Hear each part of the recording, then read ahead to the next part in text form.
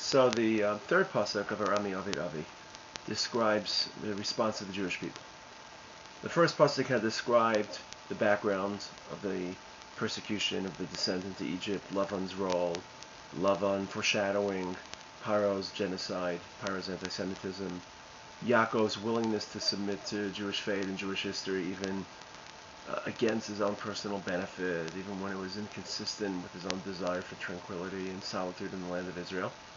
And the second pasuk describes the slow, gradual defamation of the Jews, Hava nischak malo, vayareo sanu hamitzrim, defaming, casting the Jews as a fifth column, selling this hatred, masking it in some sort of political, racial, religious framework, but it's really just hatred of Jews, and gradually inducing and seducing through the Gemara's term in Sota Yud Aleph Perach, soft of tongue, quick of persuasion. Somehow it wasn't a full frontal assault on Jewish sovereignty and Jewish nationalism. It's slowly but surely people became subjugated and suppressed to the Egyptian slave masters. The third pasuk of Arami Ovid Avi describes our recovery, and really the first time that Am Yisrael davens. It's interesting to note the odd silence of Am Yisrael during the persecution of Mitzrayim. We're known for our tefillah, and particularly our prayer during a time of crisis, the tefillah be'eis tzara. There's a very well-known machlokas between the Rambam and the Ramban. The Rambam believes there's a mitzvah min Torah, a biblical ordinance to daven every day, based on the pasuk V'li'avdu b'chol levavchem u'b'chol nafshechem. The Ramban, Rabbeinu Moshe ben Nachman, disagreed. He claimed that tefillah is only a rabbinic obligation. But even the Ramban, who claimed that tefillah is rabbinic and it has no biblical origin, even the Ramban agreed that during an eis tzara, during a time of crisis, there really is a unique and pressing human responsibility, almost mandate to daven, and even a mitzvah min Torah. So here you have 210 years passing and really no recorded tefillahs. And for much of the story of Mitzrayim, there really is no tefillah. Their voices have been stifled, and their willpower to take some initiative and to author their own redemption and look to HaKadosh Baruch Hu for hope. They lost that initiative. Their spirits were broken, and they lost their sense of HaKadosh Baruch Hu. That sunk into the pit of Avodah Zarah. And really it's a very, very sad, almost pitiable silence. But there's one moment, one trace of awakening, one trace of some form of tefillah, and Arami Ovid Avi in Parshas Kisavo captures it, seizes it, and elaborates it. In Parshas Arami Ovid Avi in Kisavo, somehow, is as if we daven fervently and full of ardor. The Lashon HaPasuk in Parshas Kisavo, Vanitzak el Hashem Elokei Avoseinu. We cried out to the God of our fathers, Vayishma Hashem Eskolenu, Vayaras Anyenu, V'yasem Aleinu, V'yizlachatzeinu. Where does Arami Ovid Avi get this from? From an interesting pasuk in Shmos Perek Beis, pasuk Chav Gimel. In Shmos Perek Beis, Chav Gimel, the original king passes, Vayamas Melech Mitzrayim, Vayakam Melech Chadash. There's a new king who seizes the throne, and with a new king and a new administration, new hopes rise amongst all the subjects of the empire, but certainly the slaves hope for clemency, for liberty, and they aren't granted. And once that hope is crushed, once that hope fades, so now somehow the Jews approach tefillah, itself perhaps a bit of a critique, that they weren't able to daven, or maybe interested in davening. And the entire Geulas Mitzrayim is really unilateral. We don't take much of an initiative, we don't play much of a role. The Gemara in Brachos describes the fact that the word chipazon, that it was hurried, that it was a quick pace, a rapid, lightning fast redemption. The word chipazon appears twice in the Torah, once in Parshas Bo and once in Parshas Re'eh. And the Gemara in Brachos at least interprets one iteration of the word chipazon to describe the frenetic, surprise, overwhelming force which the Egyptians were subjected to. They couldn't have predicted the lightning fast redemption.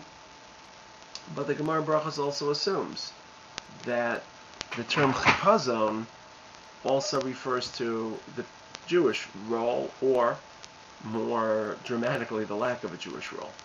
that the Jews really didn't play a role, and it happened so quickly and unexpectedly, and the absence of any schedule or timing or expectation is indicative of the lack of any role. And if the Marar, I mentioned this in shir number 3, captures the slow, staged process of Galus, well, it's the Matzah that captures the hurried pace, and we couldn't bake our bread, which is a metaphor for the fact that we couldn't plan, we didn't plan, we weren't really party to this Geula, we were just the beneficiaries of this Geula. And that's not meant only to critique the Jewish people, it's meant to demonstrate the love of HaKadosh Baruch Hu for our people, and to build a model of a unilateral form of redemption, which is an optimal, because HaKadosh Baruch Hu prefers bilateral redemption, where human beings take some initiative, but at least to create that model, just in case we're incapable of brokering our own redemption. So there's a moment of tefillah.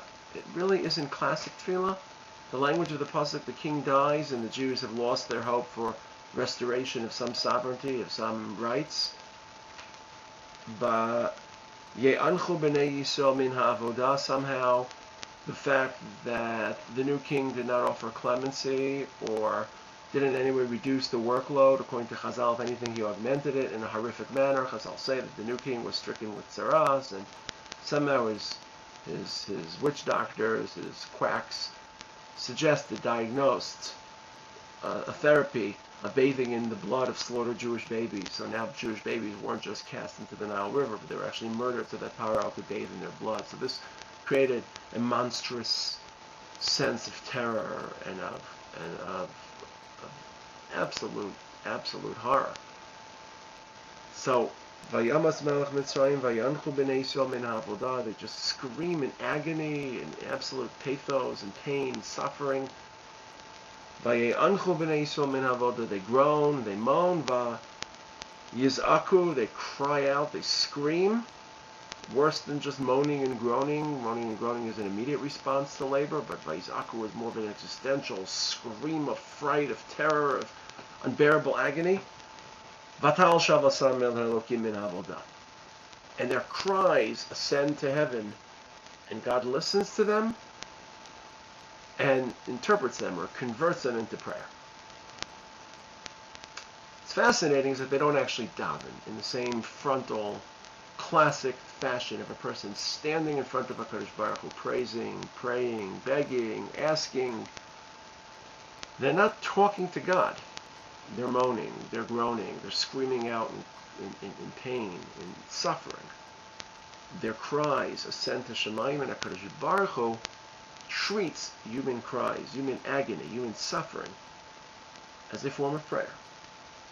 As long as that human being is in the presence of HaKadosh Baruch Hu, and they are in the presence of Hashem because they're living Jewish history, they're fulfilling the great mission of the Bris Ben Abisarim, and they may have lost sight of HaKadosh Baruch Hu at a personal level, the ability for a man to stand in front of God and speak to Him, that great secret of the Avos, may have regressed, may have eroded, but as a people, they were living God's historical challenge, and their cries and their moans and their screams and their groans are a form of tefillah.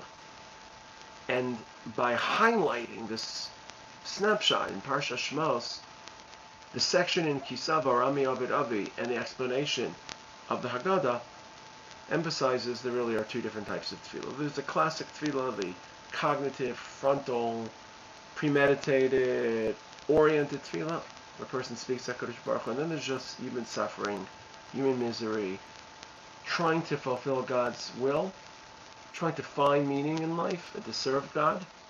And when we suffer in the pursuit of that meaning, when we're forced to bear that burden and we cry out, then HaKadosh Baruch Hu treats that as a form of tefillah.